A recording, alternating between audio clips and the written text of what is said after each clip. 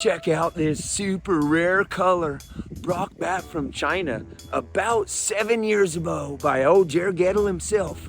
But the pink celery is such an awesome, stellar, beautiful, vitamin, mineral, nutrient dense vegetable.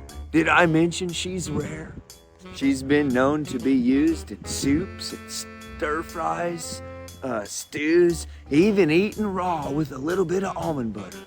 One of our most popular rare vegetables we've ever offered.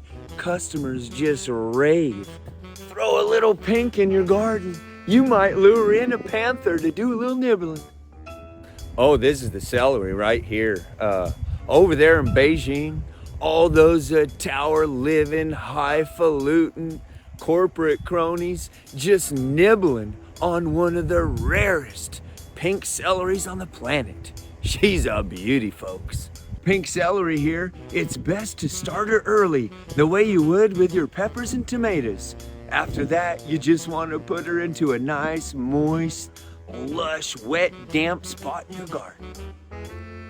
Daddy, daddy, daddy, daddy.